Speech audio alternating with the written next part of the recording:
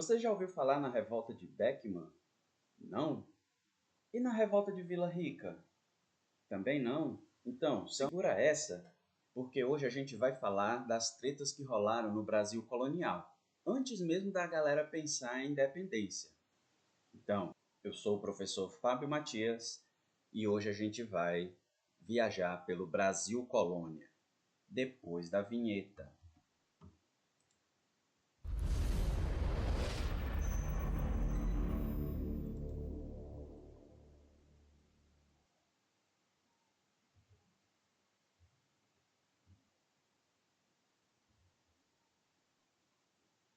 Então, pessoal, revoltas nativistas.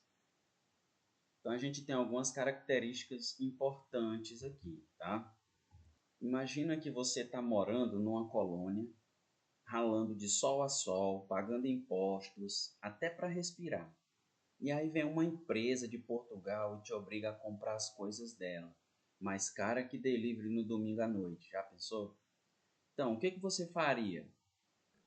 Então, pessoal, no mínimo você vai se revoltar contra aquilo, não é?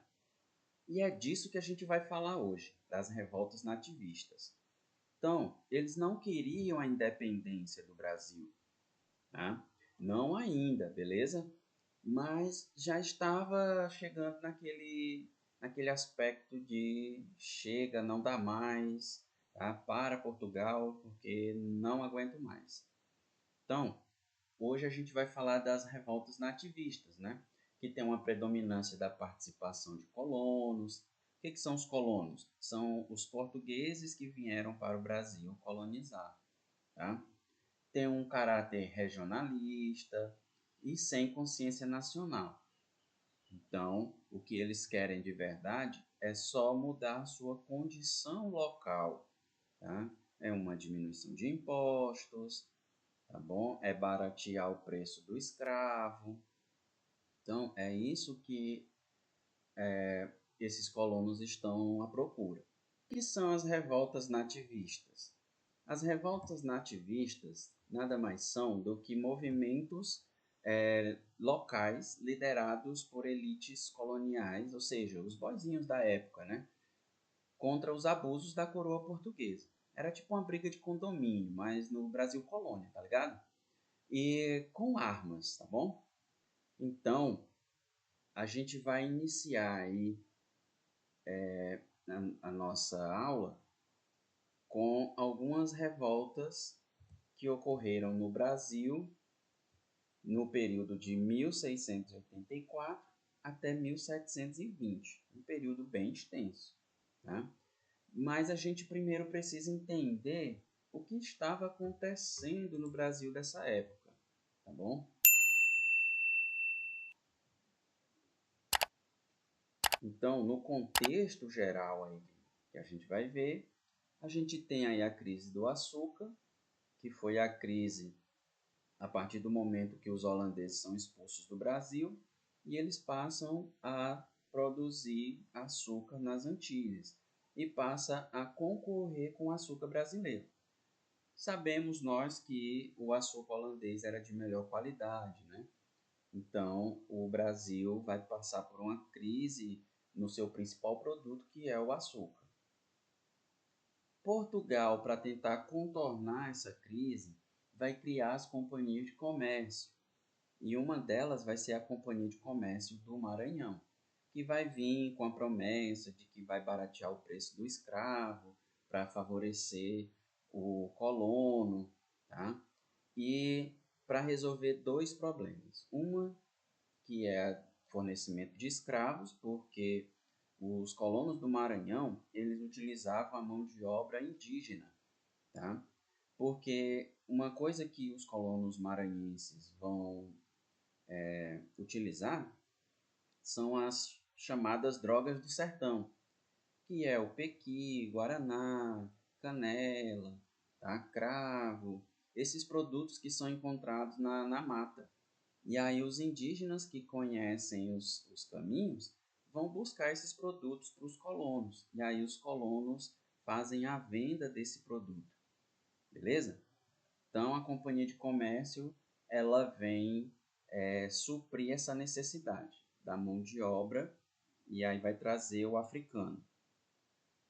Mas por que que o colono não pode mais usar o indígena? Porque está tendo uma disputa entre os bandeirantes e os jesuítas. Os jesuítas, eles querem catequizar os índios. Já os colonos, os bandeirantes, que geralmente são mamelucos, né? São uma mistura de branco com índio, eles aprisionam o índio para vender como escravos. E aí os jesuítas não estão aceitando isso. E aí, para suprir essa necessidade, a Companhia de Comércio do Maranhão vai vender o africano, né, o escravo africano, o negro, com um preço mais em conta, porque um africano, um escravo africano, ele é muito caro.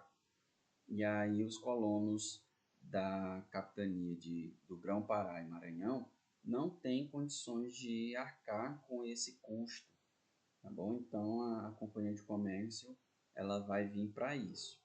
Mas na verdade o que vai acontecer é o inverso, tá?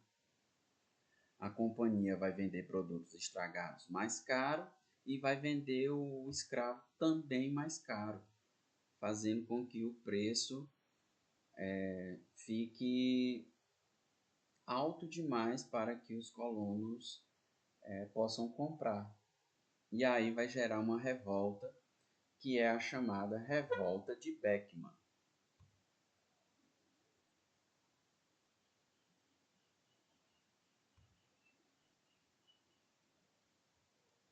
Então, essa revolta, pessoal, Revolta de Beckman, ela foi liderada, né, pelos irmãos Beckman, Tomás e Manuel Beckman, e aconteceu no ano de 1684, na capitania do Grão-Pará e Maranhão, né, que vai ser mais, mais ali na região ali de onde hoje é o Maranhão, né, tirando ali o Pará. Tá bom? Depois a capitania vai ser dividida entre Grão-Pará e também surgir ali o próprio Maranhão, tá? Então a revolta ela vai acontecer mais na localidade do Maranhão do que do Pará propriamente dito, beleza? Então, como eu já falei para vocês, né? A gente vai ter aí essa revolta acontecendo, né? Agora, imagina você ter a Companhia de Comércio do Maranhão, que prometeu vender produtos bons, né? Trazer escravizados africanos. Só que na hora que é para fazer a coisa acontecer, não cumpre. E aí o resultado, meu amigo, é uma treta generalizada, tá? Igual cena de novela mesmo, tá bom? Aquela briga nas novelas. E aí, pessoal, fica a dica aqui, né? Uma dicasinha do Enem, tá? Essa revolta, ela foi liderada pelos senhores de engenho, tá? E não tinha nada de luta por liberdade para os escravos, beleza? Até porque um dos motivos era a venda de escravos, porque eles precisavam de escravos.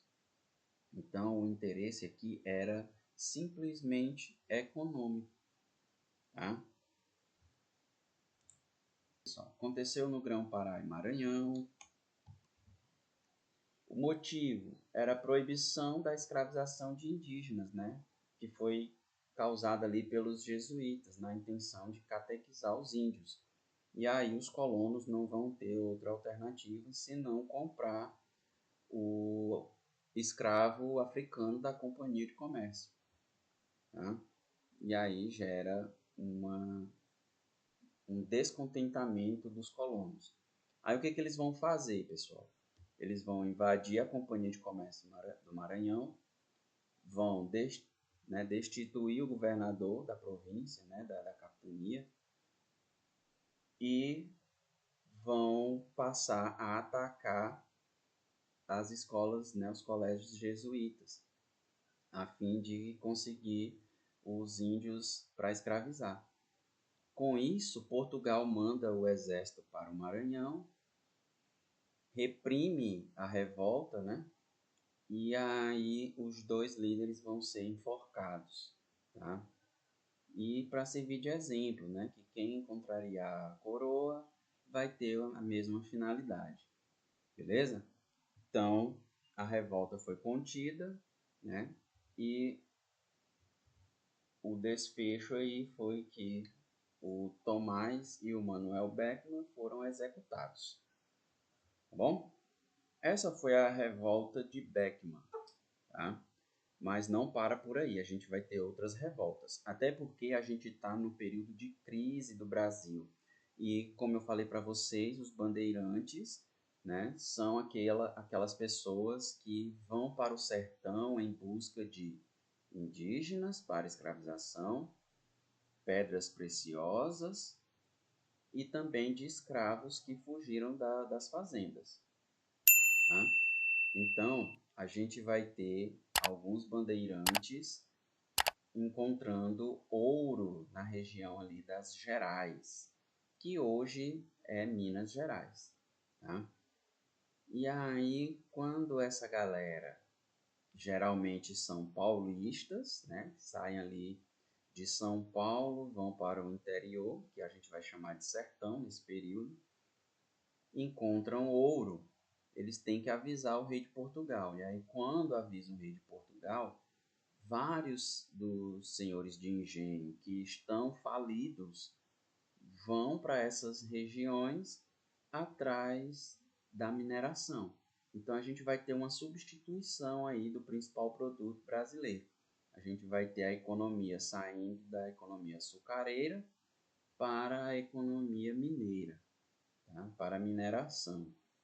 Só que os paulistas, eles não vão aceitar essa galera aí que está chegando para explorar esse ouro, tá? E aí, essa galera de fora, eles vão chamar de emboabas, que é a nossa próxima revolta, tá?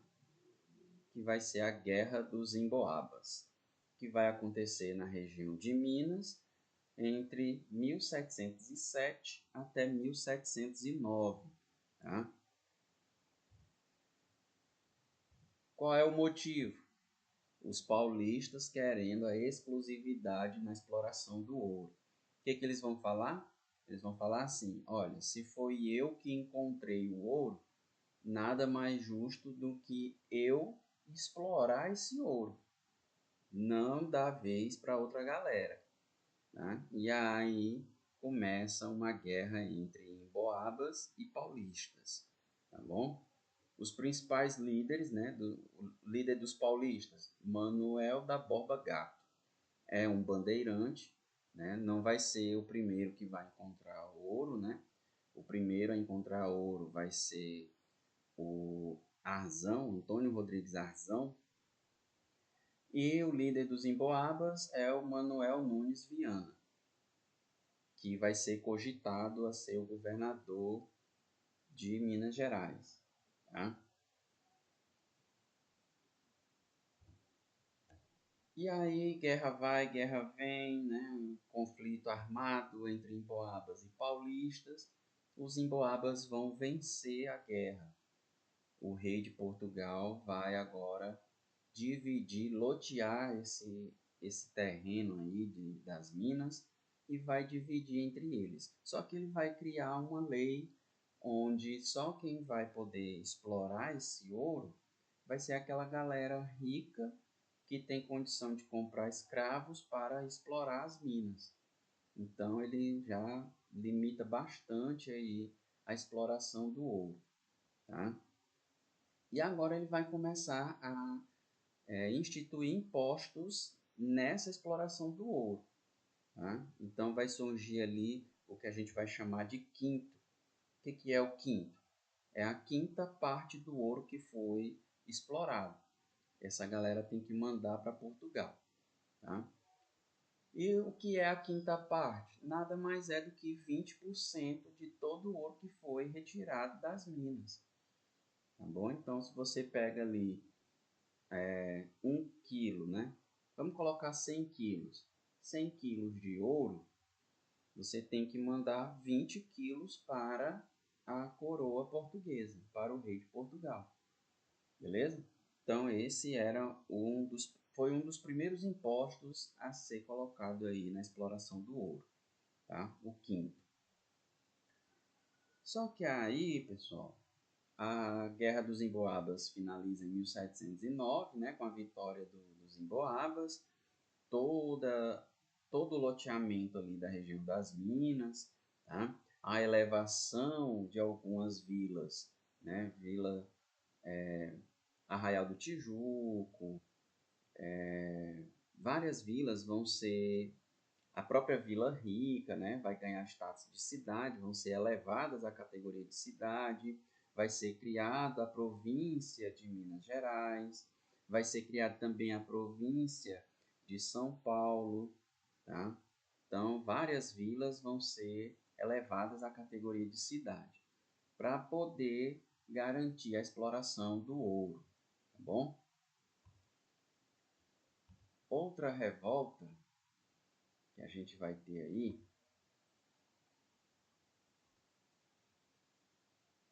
vai ser a Guerra dos Mascates. A Guerra dos Mascates, ela vai acontecer em 1710, tá? Em 1710.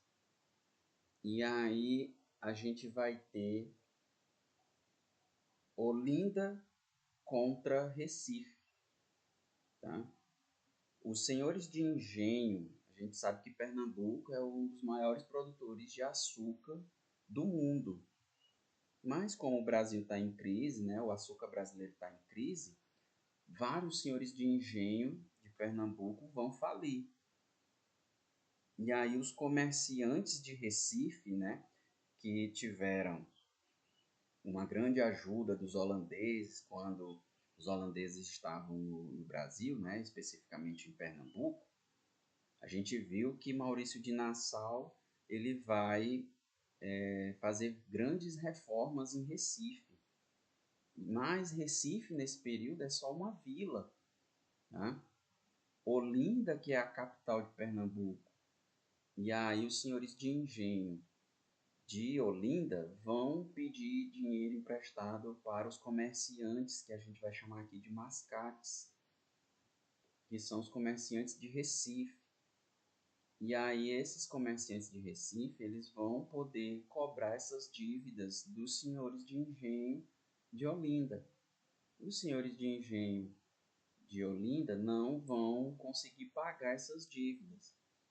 E aí os comerciantes de Recife solicitam ao rei de Portugal a elevação da cidade, da vila, né, na verdade, da vila de Recife à condição de cidade. E aí Recife ganha um pelourinho, tá? Que é uma construção onde vai ser erguida ali o pelourinho e a construção de uma câmara municipal. E aí Recife se torna uma cidade. Os senhores de engenho de Olinda vão se sentir traídos e aí derrubam o pelourinho, né? Tentam tomar a cidade de Recife para que ela não seja elevada à categoria de cidade. E aí começa uma guerra entre Recife e Olinda. Nesse caso, Recife vai sair vitoriosa, né, da guerra. Olinda vai perder o seu status de capital e vai ser passada agora nessa faixa aí para Recife. Tá? Então, os mascates vencem a guerra, tá? E os senhores de engenho vão ter que saldar suas dívidas, pois a capital agora fica sendo Recife. E é a capital até hoje, né, de Pernambuco. Tá? Então, mais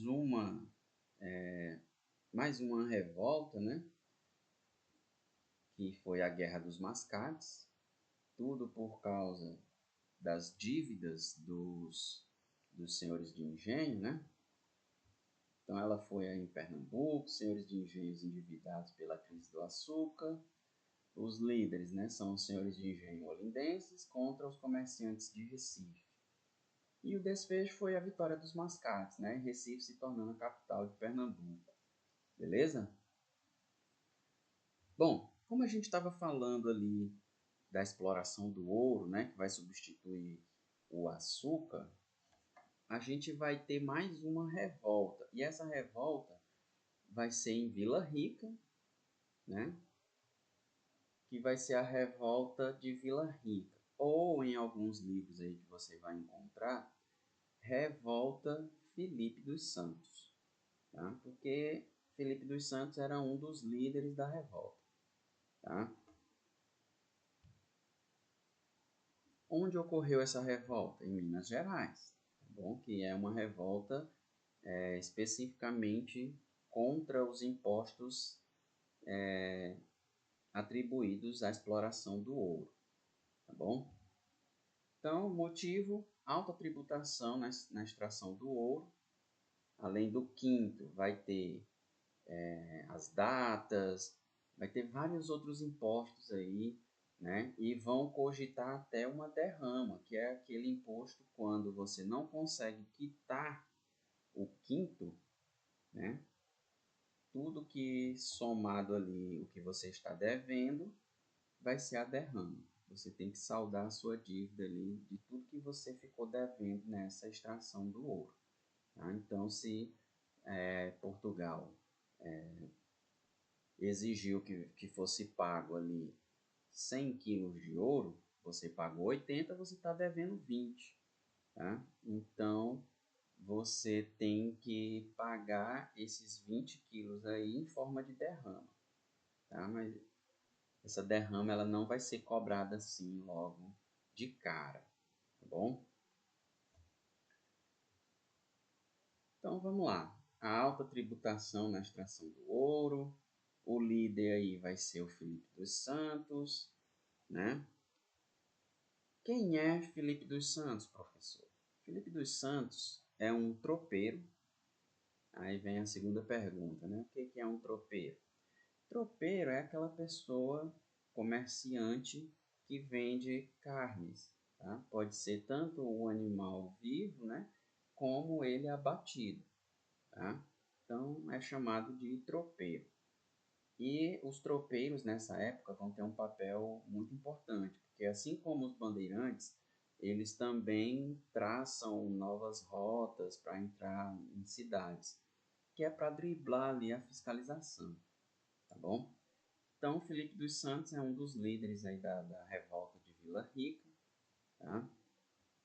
Claro, vai ter outras pessoas, né, até mais ricas do que ele, e o desfecho aí vai ser o exército, né, português indo para a região das Minas, abafando a revolta e pegando aí o Felipe dos Santos como exemplo, né, executando e pegando seu corpo e espedaçando seu corpo e espalhando pelo caminho da cidade, para servir de exemplo, tá bom? Então, muitos dos que vão morrer aqui nessa época para servir de exemplo, vão ser espalhados seus restos mortais pela cidade, que é para a população temer o que pode acontecer em caso de revoltas, de novas revoltas, tá bom? Então, essas 4 revoltas são as chamadas revoltas nativistas. Professor, só são essas? Não, tiveram mais, tá? Tiveram várias outras revoltas, mas essas são as mais importantes, são as que mais caem no Enem, são as que mais caem em vestibulares, são as que mais caem em concursos, tá bom? Essas são as mais importantes, que você tem que saber, beleza? Então, pessoal, a revolta de Vila Rica foi isso, né?